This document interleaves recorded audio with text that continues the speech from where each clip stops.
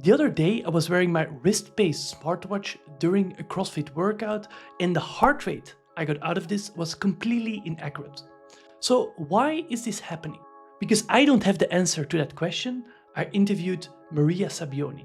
Maria is an engineer, a researcher, and currently doing her PhD at the Royal Institute of Technology in Stockholm, Sweden.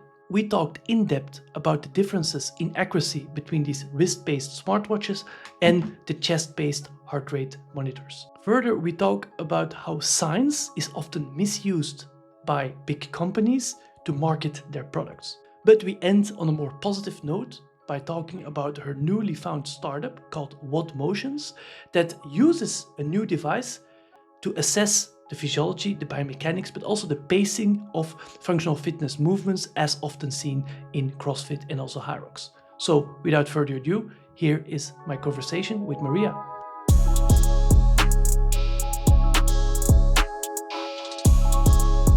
All right, Mariah, when I'm in the gym nowadays, I see a lot of people running around with all kinds of smartwatches from different brands and actually using, let's say, the different metrics to adjust their training and use it in their overall, let's say, health parameters. Could you explain me a little bit, maybe focus first on heart rate? Many people use it, those smartwatches at the wrist as heart rate. Could you explain me the differences between measuring that kind of heart rate via that kind of wrist-based measurements compared to an ECG or a chest-based strap? Yeah, we did this post like not so long ago. Yes. Putting some bit of information there. I have my watch here actually, and I also brought, for those who are not so familiar, one of the straps that you can use that's ECG based. And basically, the two types of devices, they are fundamentally different, right? The technology behind them is different, and the thing that they're measuring is different, right? So the chest straps, they are ECG based, that we call. And then the wrist monitors or the arm monitors, they're PPG based. So those are two different technologies that measure two different things. I'm going to share my screen now super quick to show a little bit more visual what is it that they do. Maria is a scientist, she always wants to show slides, PowerPoint slides to make her point. Man, it's not bad PowerPoint. It's helpful. We all like to have something to see, right? Cool. So what is it that they measure? So this is the example of the PPG signal and the ECG signal. So the one that you're going to get from your wrist or your arm is a PPG, and the one on the chest straps that you measure is the ECG. So they're actually measuring very different signals. They look different. And basically, the working principle of the chest strap is that it mimics the golden standard for measuring heart rate, which is the 12 lead ECG, which is basically the ECG measured in several different points on your body. But then what you have on this strap is that it measures only on 2 points. So one here on the side and the other here on the other side. So if you think it's this thing that's measuring, it's actually not here that it takes the measurement, but it's here on the edges of the strap. So the ECG sensors, they measure the electric signals generated by the heart activity. So it's a pretty direct measurement in that sense, right? And then also obviously very accurate and well validated in literature. Yes, that is a very good point. I mean, it is basically the gold standard, you could say.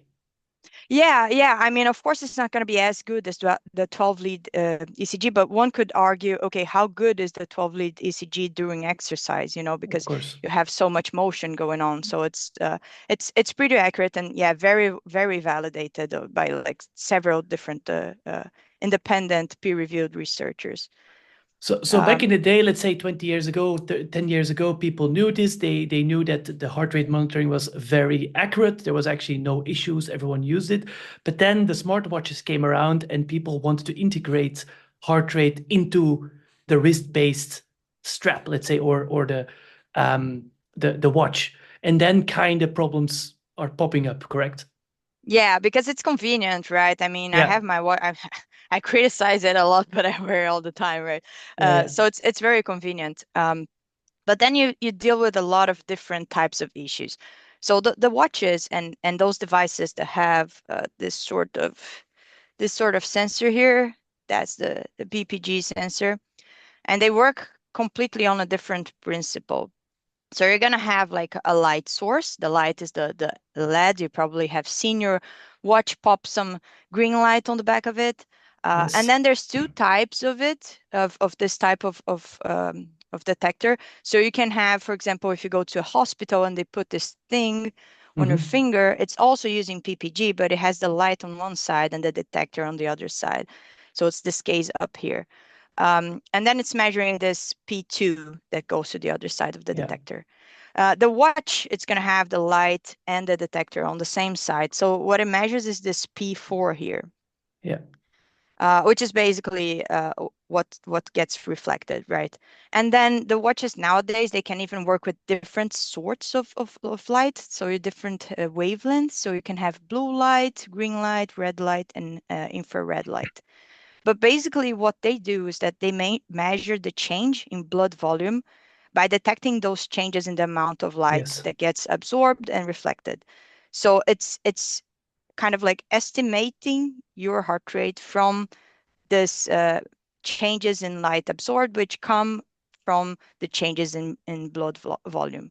Because every Um, time the heart beats, there is a slight change in pulse and hence blood volume and obviously pressure that can be measured, let's say, in resting normal positions at the wrist, correct? yeah, exactly. So the different flow that Yeah. happens, and also when you have like the difference in diameter of the vessels during the heart cycle, that's going to change the amount of light that's going to get absorbed. And basically that's what creates that pretty curve that I showed to you of the Yeah. PPG signal. And the basically the heart rate is going to get estimated from that signal. But there's some things that go there because this so far we have only talked about okay the hardware part, let's say it Yeah, like kind of this, like the like physics, kind of how it works. yeah, yeah, Sounds yeah. pretty nice to me, to be honest, until now. Yeah, but then the problems come because then we start dealing with the signal and interpreting it, right? Yeah. uh, So going back to the chest straps, so it measured the heart, the electrical activity of the heart, let's say. So what are the steps, right, that it goes until it gets to the heart rate that you actually see like as an output? And there's a couple of things happening there. So when you wear it, you get the ECG signal. So let's say it's this signal over there. We are all, I hope, very familiar with what this curve looks like. Then the first thing that's going to happen, there's gonna on the algorithm that runs on the strap here. It runs in here embedded. It's not even on your phone. It's gonna do some denoising of the signal, and then detects the R peaks, which are those big peaks over Yeah. there. Then from this R peaks, it's gonna okay do some sort of validation to see okay is this actually a R peak or not, because you know if it identifies two things very close by it might think that it's not really something. So different manufacturers are going to have different strategies to deal with that sort of algorithm. But after this validation step it's going to compute the time elapsed in milliseconds between two R peaks, right? And that's the RR interval.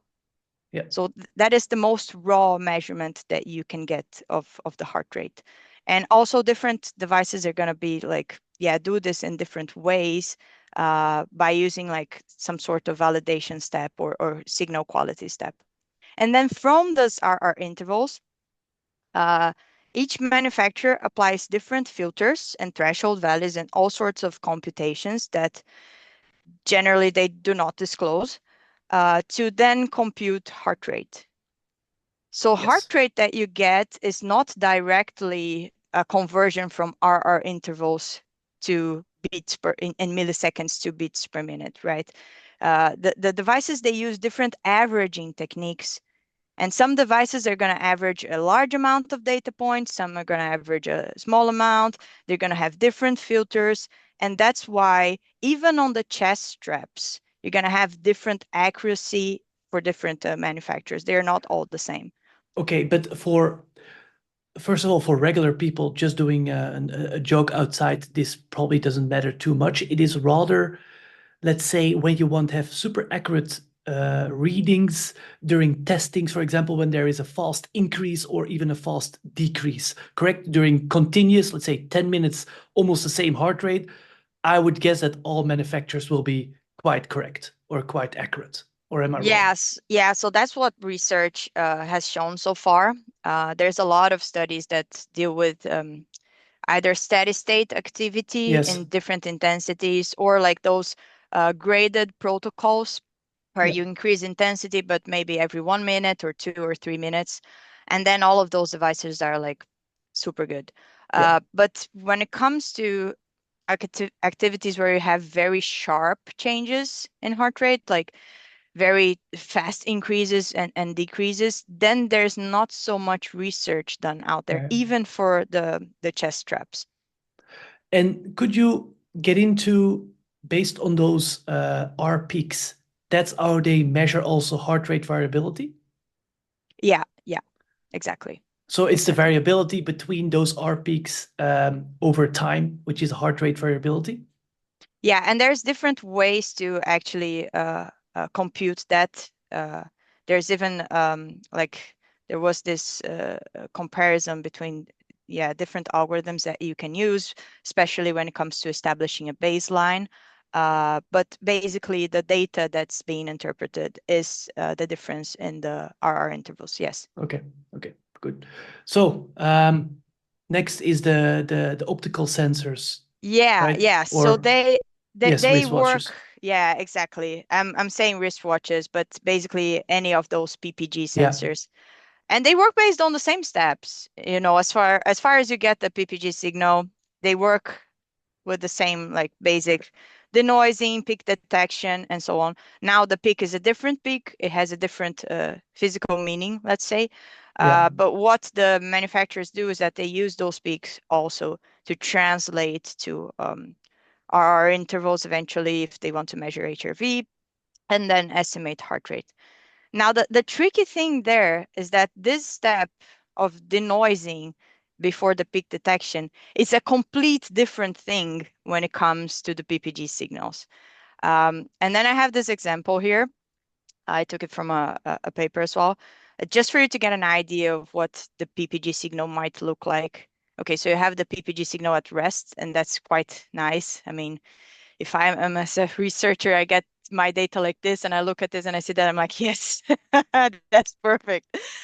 But then you get the PPG signal when you're walking, and that's pretty much chaotic. There's yeah, all sorts of different types of noise that goes in there. And that's why it's so hard to interpret PPG signals. So basically, what the devices have to do is that they have to go through the noising and filtering steps. Then they do motion artifact removal, which is one of the most important steps. Is basically everything like all movement that you're doing, including not only like moving your limbs, but also like muscle contractions and movements that might change the relative position of the sensor on your skin. All of those will affect the signal. And then people that develop this, they are very, very smart because they come up with all sorts of stuff to be able to remove this motion artifact to get yeah, a clean signal. And then from that clean signal, they have to evaluate, okay, is that actually a good signal for them to decide? And then I mean the devices, they decide, okay, will I use that to measure heart rate or not? So mhm, the measurement that you get not necessarily is being updated all the time. There's devices that use need an 8-second window to output a heart rate. There's devices that use less and more, but it's very, very different, and it's much more complicated than just the ECG signal. yeah. Okay, So yeah, of like the course. signal processing that goes in there, it's crazy, and a lot of different things can happen, right?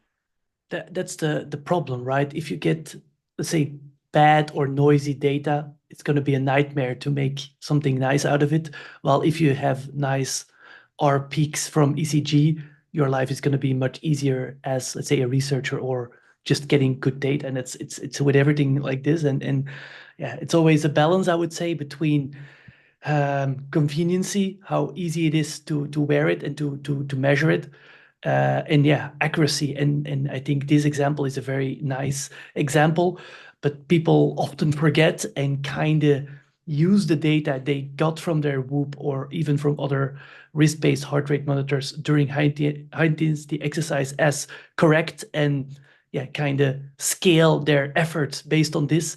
And maybe this conversation will lead them to think otherwise. That's a little bit how I see it.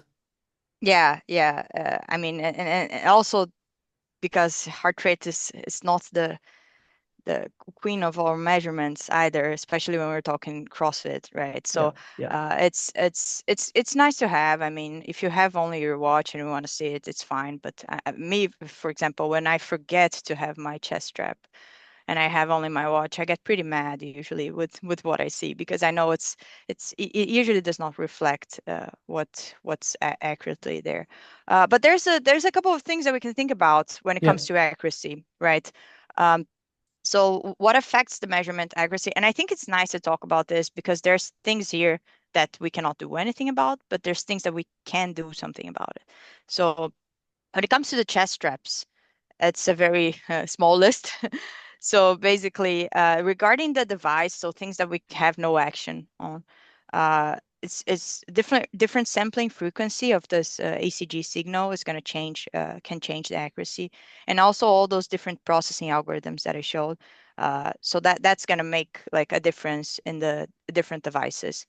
But regarding usage, yeah. is That's more basically important, I the guess. Yeah, moisture, yeah, the moisture and the skin contact.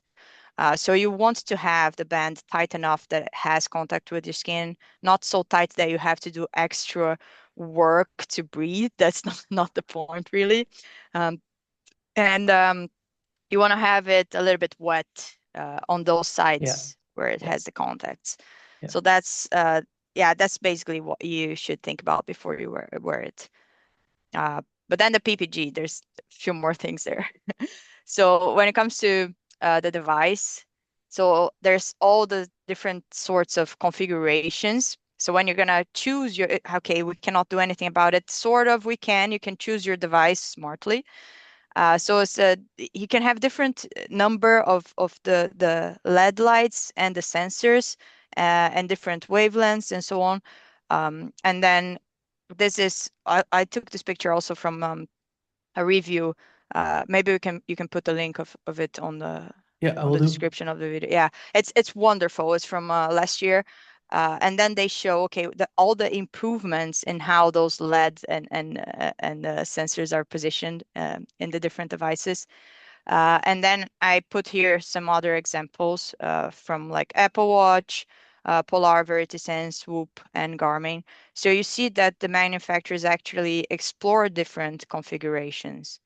And this is going to basically change how accurate they are. And then regarding the usage, we have, of course, the motion artifacts. And what I like to point out here is that sometimes people be like, I'm gonna just change the location of the Whoop Hmm. or the whatever sensor. And that's not how it works, because different motions will cause different frequencies and different types of motion artifacts, right? So for example, when you're walking, the motion artifact is going to be different from when you're doing burpees. And when you're doing burpees with the sensor on your wrist is different if you're doing burpees with the sensor, I don't know, on your forearm or on your head. So if you just change the location of the sensor, you it might be that the algorithm that was developed, it was developed to work on that given location, and it Yeah, yeah, can be that it's not optimal in another location. So just be mindful of that. Skin color, there's a lot of research on that. Some research said that it doesn't make a difference. Some said that it does. But bottom line is, like, from a technical perspective, there is a difference that can be fixed by algorithms. So the difference is that basically the crosstalk. So if you have, like, depending on how you have the hardware set up, there can be crosstalk between the LED emitters and the uh, and the LED sensors. yeah, So that crosstalk depends on skin color. And then what manufacturers can do is to make their hardware better so that this crosstalk does not Yeah. occur, to minimize that. And then one thing that I think is quite important is that if you have the sensor loose, there can be a lot of interference from outside light. And I think that's where the Whoop sensor has something better than the watches, because if you take a Whoop, it's quite well seated Yeah. on the skin, right? While the watch, I mean, I don't know you, but me, I have this bone here. It's quite like it pops out a lot. So my watch is not usually touching the skin of my arm. And then some dudes did some super cool research on, okay, what if you position your watch on your forearm? Is it more accurate?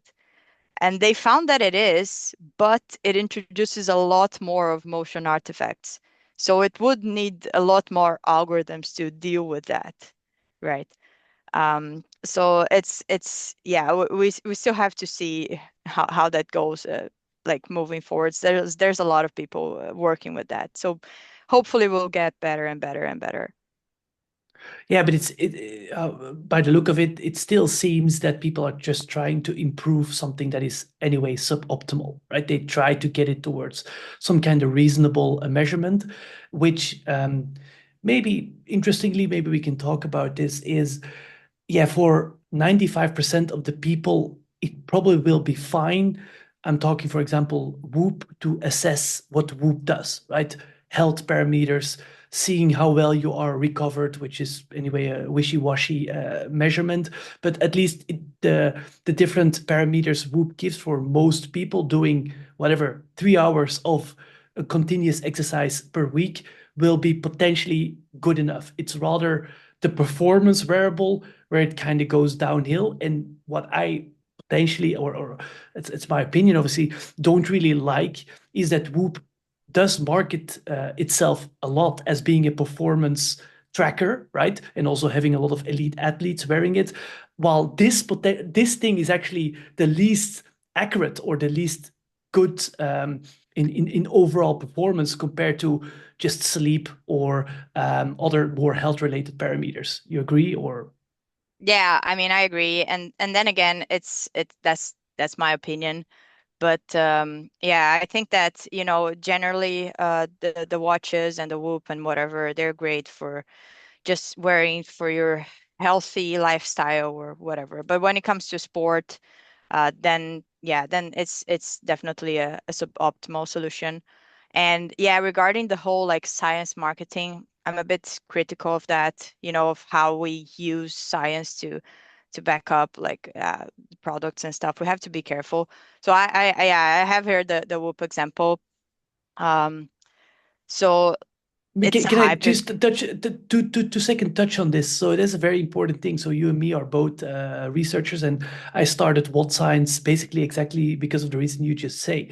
There's a lot of usage of science into marketing, and that's fine because let's say science is we try at least to find the right answers with experimentation. But when they misuse it, then it gets very problematic and it's very difficult for people to actually understand, are they actually misusing it or is this actually correct what they are saying? And yeah, this is something I think also wod-science tries to get into it. And yeah, that's also why we have this conversation. For example, what you're gonna talk about now, for example, Whoop. Um, yeah, if we are actually working with evidence-based things and where CrossFit influencers are yeah using Whoop to also promote it, is actually valid. Let's keep it like that. Yeah, yeah. I mean, and don't get me wrong, I'm super supportive of all like innovation in industry and stuff. I Yeah. think that the research walks so much hand in hand with that.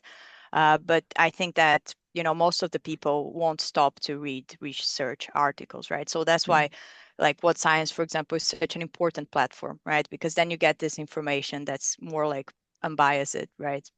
But yeah, but the case with Whoop is that I like to address it specifically because it is a hype in CrossFit, and like I said, we see a lot of elite athletes and so on, and they have this very like sciencey marketing.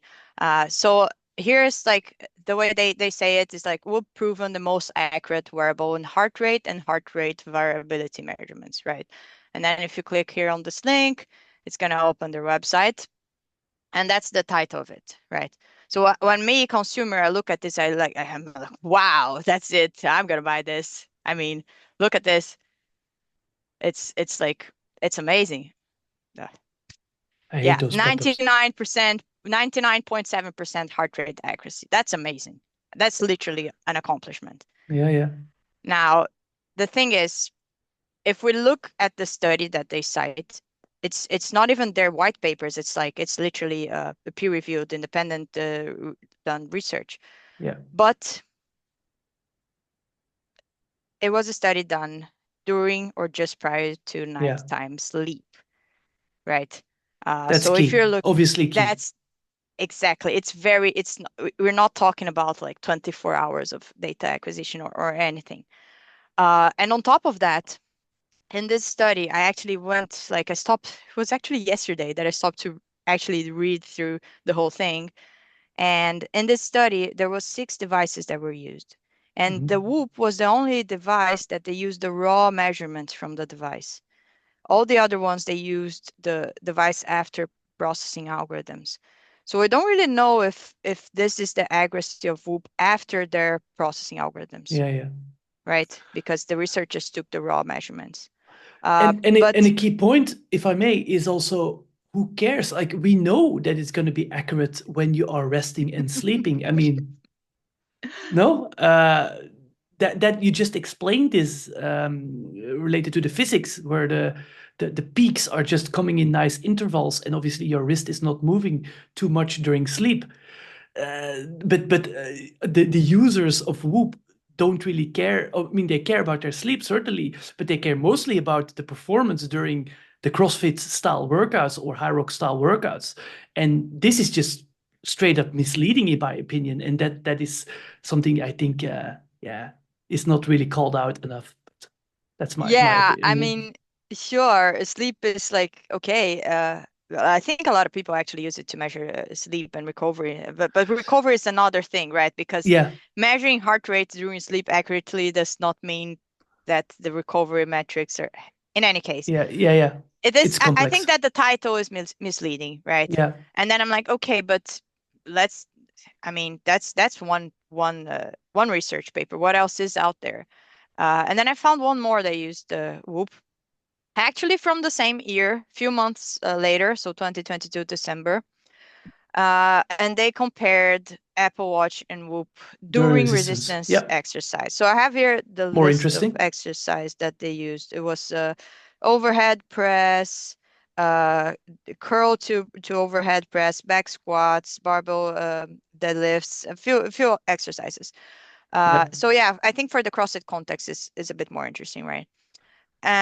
So One yeah, little so they one little use caveat. Sometimes in research, uh, the questions being asked are not always that relevant. For example, who kind of cares about their heart rate during resistance type exercise? Honestly, have you? I a mean, good yes, point. CrossFit and yes, functional fitness, but at least do That's some a good burpees point. or some high intensity interval No, or they had some. burpees. They had burpees. Okay, okay, They that's had something they else. had seven That's reps, not okay. seven no, 7 and 15, I think, and then 30 seconds continuously.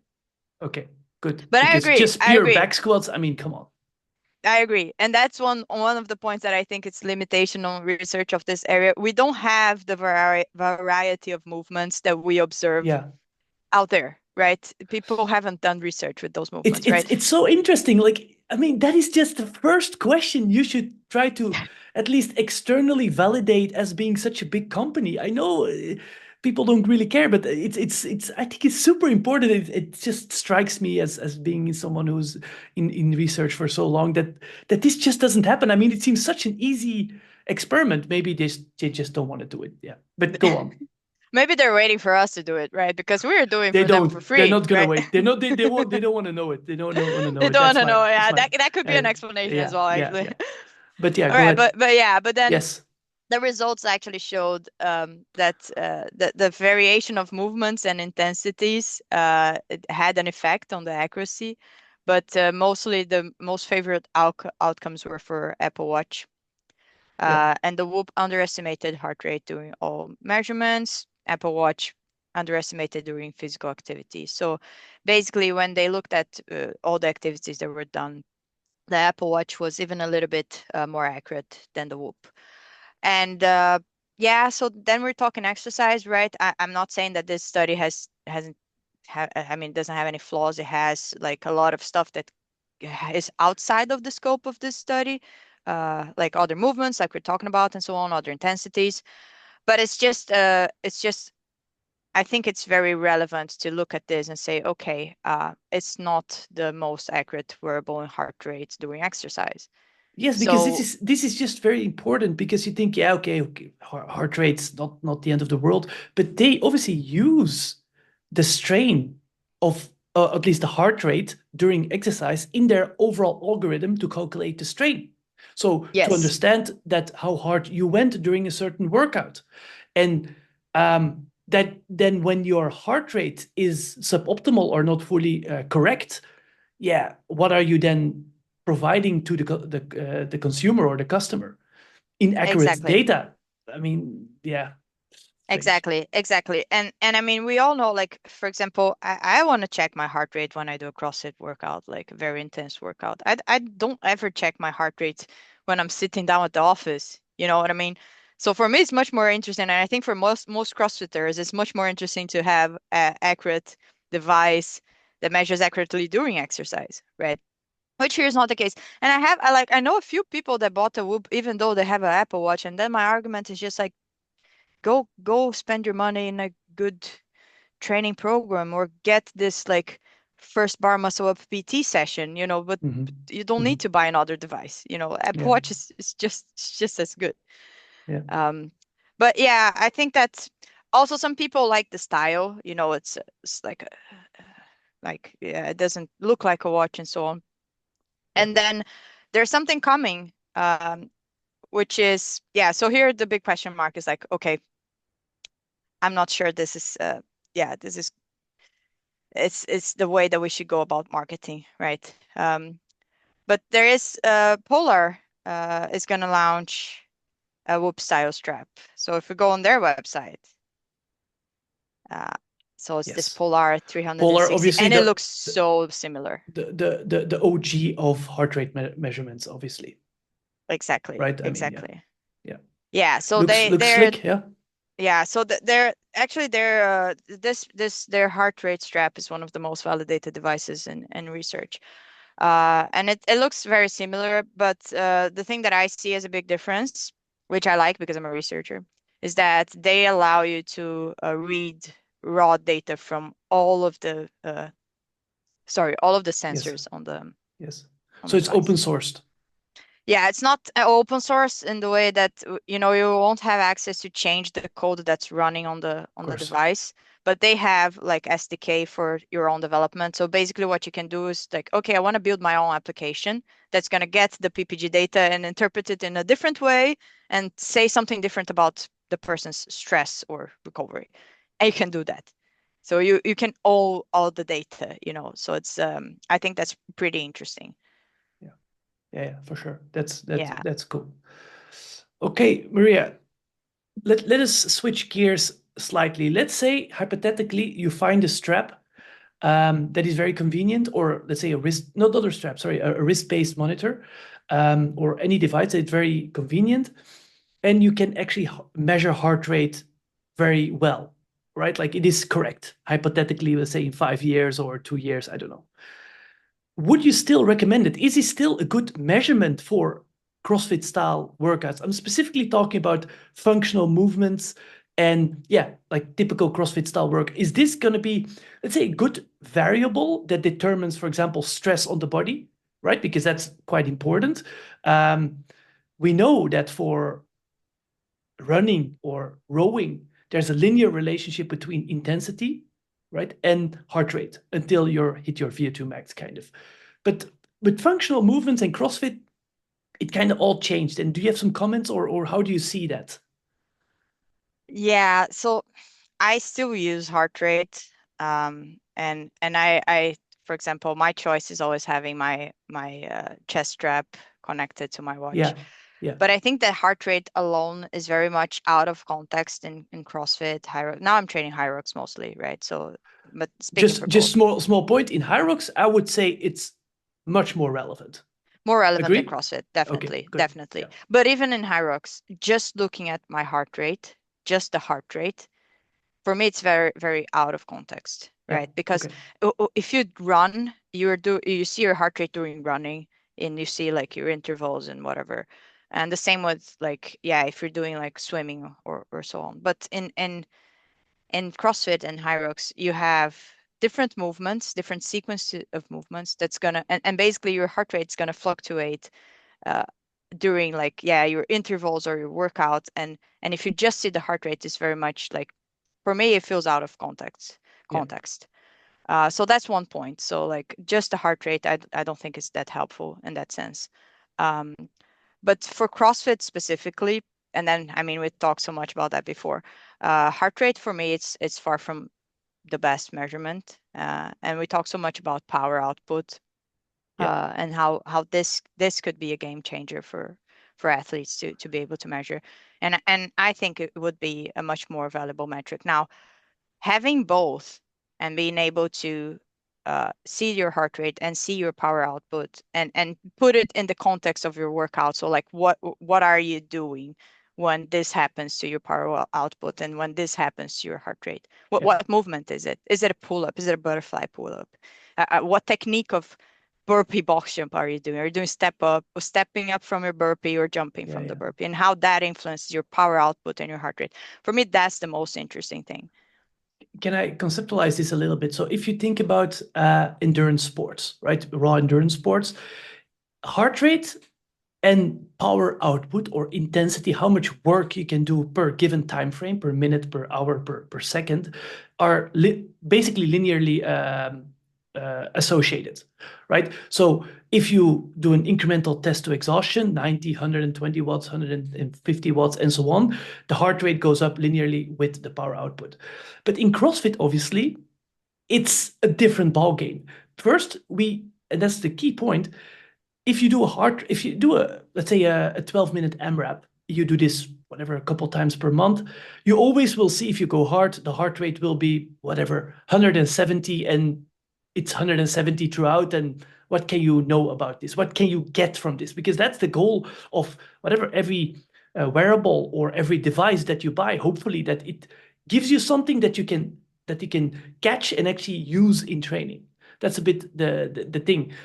So, but because we don't know the actual power output during certain functional movements, it's going to be tough and difficult to, for example, do continuous progression in our training to increase, for example, our power output, right? And secondly, then it's also difficult to know what really are our weaknesses. It could be that in certain movements I'm moving very inefficiently, while my heart rate is maybe 170, but I'm doing only a couple reps per minute, while another movement that you for some reason like better, but we don't at this point really know why, you can put out a lot more power for the same heart rate.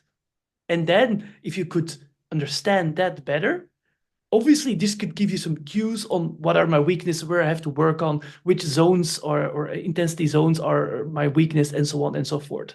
And that, I think, is, let's say, the next generation, or something that you can actually use for performance, not for health and sleep and all that stuff, but performance. Yeah, exactly. And not only that, one thing that I also find very interesting is how different techniques will affect that. So let's Yeah. suppose that your task is Yes. doing 10 repetitions Yes. of a burpee box jump, right? And then if you can accomplish those 10 repetitions with lower power output, you're still accomplishing the 10 repetitions, right? So let's say that instead of jumping up from your burpee, you step up from your burpee, and then you Yeah. get the 10 repetitions, and you don't have such a high peak of power output. How does that play a role there as well? So I think this is very fascinating that we still don't know any of this, or we have good guesses, but we haven't been able to measure it so far, right? Yeah. Yeah, and I think it's definitely like a game changer regarding what what do we want to see when we're doing a CrossFit workout, right? Because heart rate it's there already, we can measure it. It's Yeah. fun. So we look at it. But But as I but said, it will yeah, always be this similar. If you do a high intensity workout CrossFit style, it will be similar. It will be around your threshold. You don't get too much out of this, except if you get yeah, super overtrained and you don't get to a certain heart rate. But that's something else. And that's why it's so interesting. Like I'm a physiologist by training, and that is something that we always have been looking at. Like, what are the determinants of being a good CrossFitter? Right? It's an extremely difficult question to answer. Uh, Before, I mean, if you have a runner, he has to be able to run fast at his or her threshold and have a high VO2 max. Point. This will be 95% of the racing speed and also how well he will do. In a CrossFitter, we have done the studies ourselves and I've talked about this extensively in my videos, is that, for example, typical physiological parameters like critical power or VO2 max are mediocre at best in the most elite athletes. So the next step would be to understand how these elite athletes move.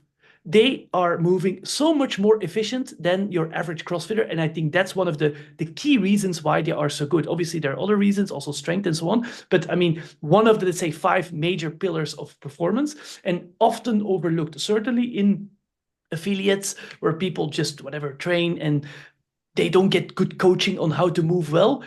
This is something I think, and probably you as well, but we cannot objectivize this. We cannot put this into numbers because it's very, very, very hard to measure. yeah, it is. And then it comes to my big passion in research, Yeah. which is biomechanics, right? Yes. Because I think that, when it comes to endurance or even a bit in HYROX, it's, I mean, of course, movement efficiency plays a huge role in HYROX as well. But it's kind of like when it comes to CrossFit and you have all these different movements and different techniques available, right? It plays such a huge role, Yeah. just like moving efficiently, right?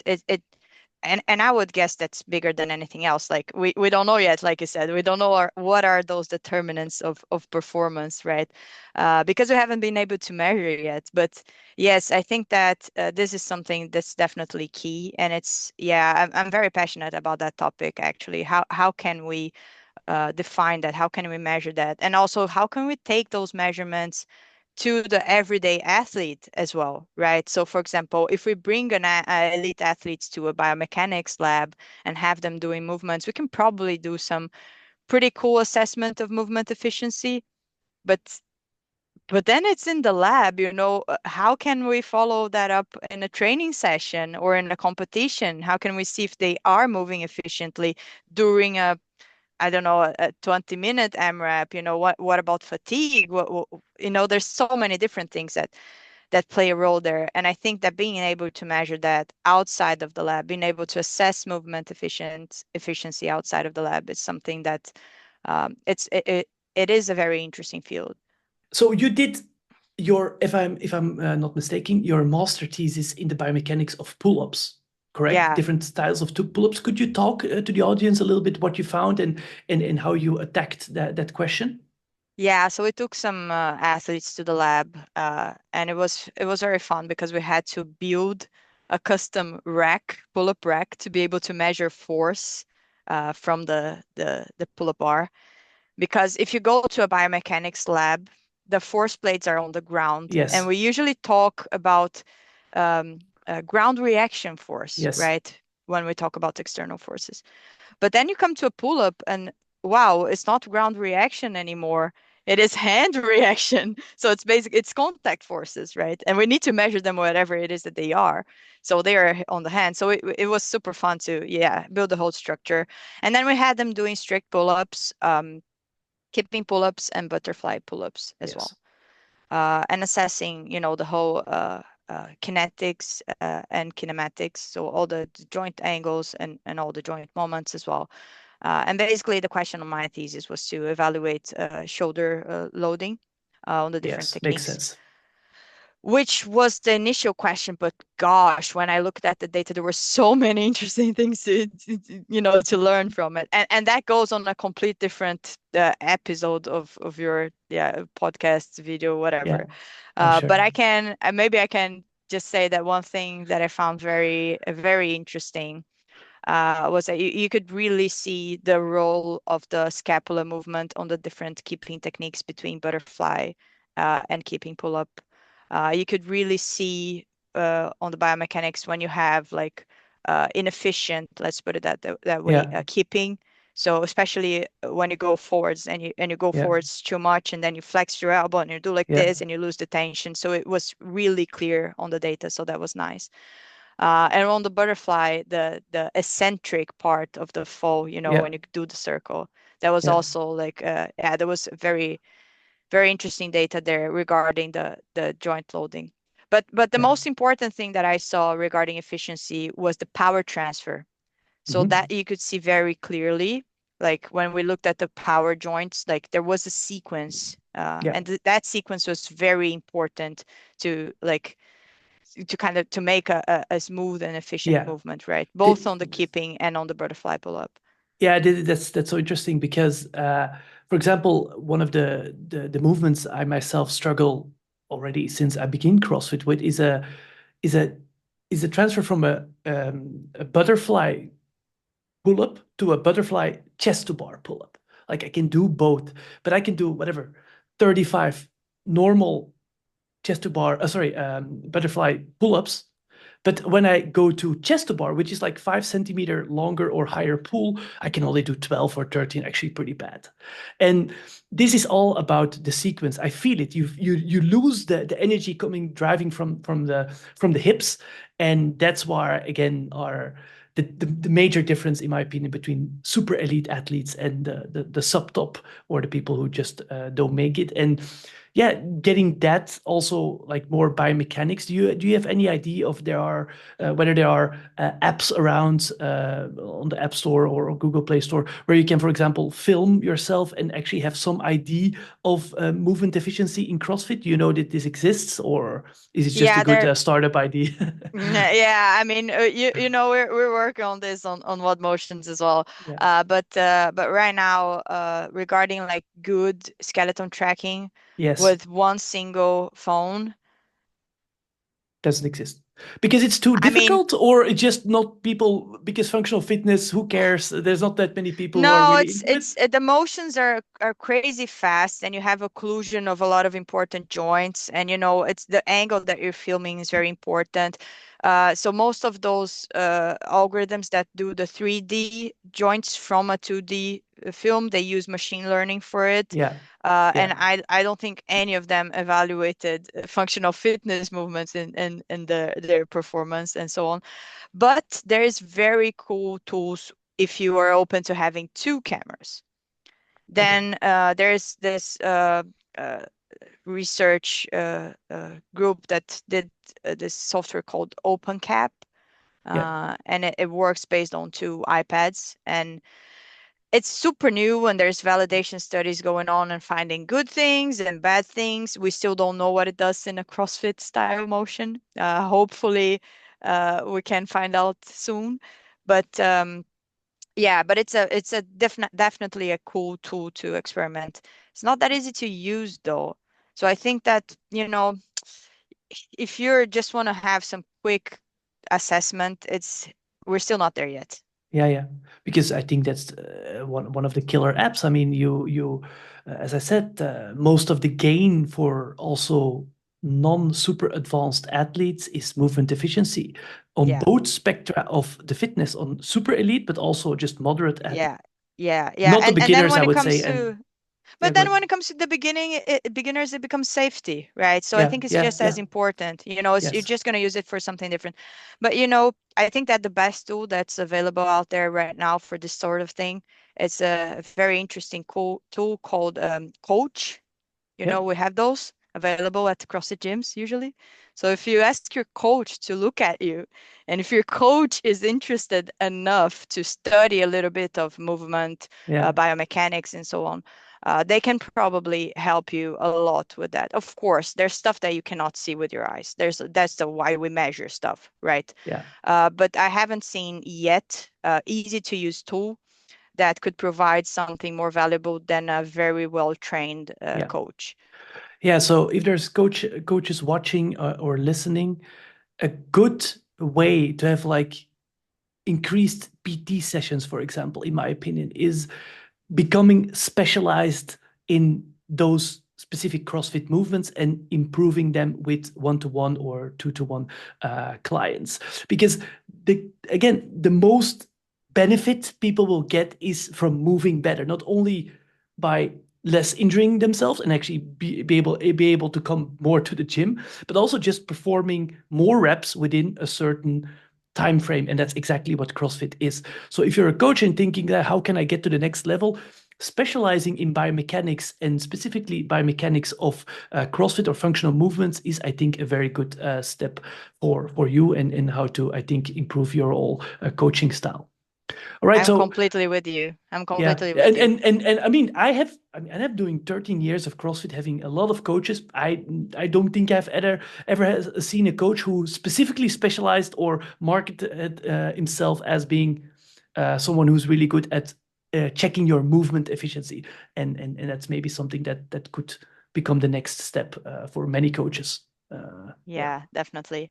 Yeah. yeah, Before we finish, going back to the yes, heart rate, yes, I would like to not finish this episode without giving a general recommendation for people that want to do some heart rate tracking. There was a lot of yes, people that asked for that in our post yes. uh, Um, that we did. Yes, Maria, And she really prepared this you see it this talk. So just this is the proof. This no, is the I proof. mean, I know that some people would still ask for it, right? Yeah, yeah, of course. Go ahead. Uh, but yeah, but if you go back to the post, if you haven't seen it, you can check on our Instagram accounts. There's a few studies there that I mentioned. And then based on those studies and some others, like if you really want to track your heart rate during CrossFit because, whatever, you don't care if it's useful or not, you want to see it, fine. So my recommendation, personal, Yes, which is evidence-based, but personal recommendation, is that you get your watch or your whatever watch and you connect it to a chest strap. So the chest straps are Bluetooth. So they do connect with watches. You can connect any chest strap with several models of Garmin watches, Polar watches, Apple yes. Watch. And So the you straps are can use cheap, that combo. They're super cheap. 40 euros or so, and you have a strap, right? I Or think maybe maybe even a less. bit Yeah, more, I guess. yeah. But anyways, they're cheap. So you can Cheap. do that combo. Yeah, yeah. Then the second best would, I mean, according to research so far, it is the armband here. Yes, So you have the Polar Verity Sense. That one has some good studies, including with Tabata exercises, like exercise resistance and different sorts of exercises yes. done in a Tabata protocol. Great. So you have that on your arm, and that also connects just the same way to your watch if you want to have it on the watch. Yes. The third But is option, lead based, correct? That's lead yes, based. it is Like, yeah, PPG. I doesn't mean, matter. I don't But use yeah, it. I mean, people like it. It's fine. I don't use it. good. Yeah. Then the third option is your watch. Now, one other reason why I don't recommend that is because we have grips. So you have to keep moving your watch every time you're gonna put your grip on or your like wristband and whatever. So I mean, there's no way that you can trust those measurements, but fine. Then go with your Apple Watch. It's the one that has been more validated among the watches. And then if you don't want to use any of those, then you might as well just skip measuring or use Yeah. whatever you want to use. Yeah. Yeah.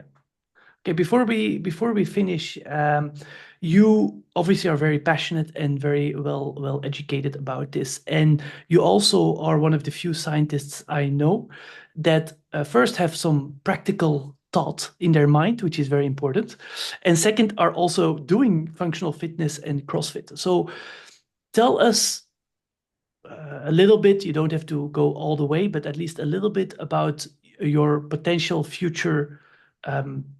Project or at least potential startup that you want to build using all the knowledge we have talked about and actually the gaps in research and also performance that you want to fill. Yeah, so I'm working with this. It was a project and now it's a startup, right? It's called WODMotions, and it's like I said, I'm a researcher, but I feel like there's this thing in me that if I don't see the research reflecting in the real Yes. world and changing people's lives, for me it's pointless, right? So we're working on this automatic tracker, movement tracker for CrossFit. So basically, we use a chest strap that measures heart rate and measures movement as well at the same time. And then the idea is to exactly address all of those things that we talked about, measuring power output, measuring what exercise you're doing at the same time that you have heart rate. So even the heart rate measurement becomes more valuable because you give context to it. Yeah. You know, like Yeah. what round you're doing, what was your pace, which movement was that sparked your heart rate, or which movement you kind of use your rest. So the whole idea there is to help athletes with both their strategy, but also assessing their efficiency by looking at the power output. And our goal is to be accessible for everyone. So we're trying, okay, how can we be very minimalistic in the hardware setup? I don't want people putting it sensors, that doesn't Yeah. work. That doesn't So we're work. using just the chest strap and working based on that. And the first iteration is simply using machine learning to detect which movements the people are doing, and then putting that into a nice chart to see basically the pacing between rounds or between movements, correct? Yeah, your pacing and your braking strategy and so on, so that you can have a little bit of awareness of your workout. Because I know that like me, when I coach, there's some workouts like that you have, I don't know, 10 rounds for time or AMRAPs like Cindy and so on, that I wish I could time all my athletes at the same Yeah, time, yeah, for them to get an idea of what it is to when they hit a wall and when they don't and what pace they should aim for. But I can't. So I'm like, okay, what if I have a tool? What if I use technology to help me to do that for them? Right. So that's the first thing. We measure movement, and then we can communicate to the athlete their pace, their break strategy, and help them basically learn about themselves when they're training and yeah. about their optimal pacing strategy. Yeah, because people who are listening and doing a lot of CrossFit, the fastest way to improve is a combination of one, better movement for sure, but also pacing, right? And pacing again is super difficult to know. You cannot just gonna, yeah, you could time every round, but no one does this. No one has their stopwatch and so on. And all the time, people go out too fast. And there's a physiological reason that if you go out too fast, you go out too much in the anaerobic zone, you build up too much lactate and also H plus ions, you're gonna fatigue the environment of the muscle, and you will just not be able to push through in the next rounds. All right. And many people, certainly, let's say middle, like RX or just below RX athletes, don't really understand this. They think CrossFit should be hard and you just go all out all the time.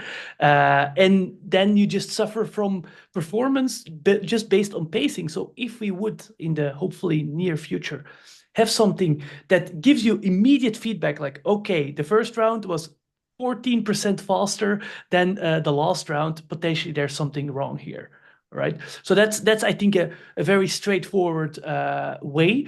Could you also talk to briefly on potential difference, maybe more in the future, possibilities you would have with such a device to Yeah, I track? mean, definitely. I mean, we are exploring a little bit more of what this like movement measurements can give us.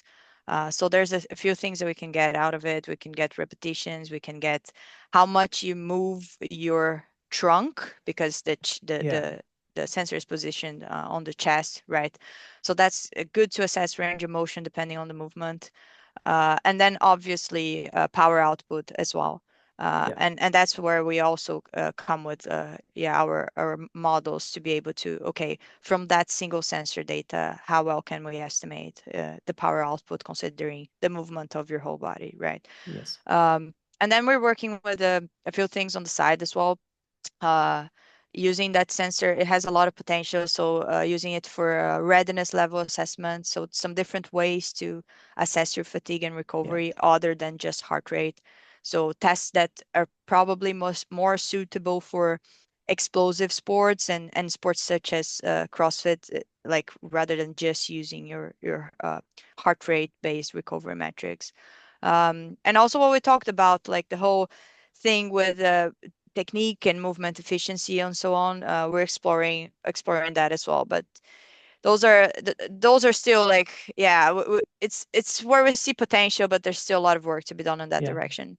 Yeah. Yeah. So last part about the recovery, what you said, that's I think very, very important, and also something important for people to understand.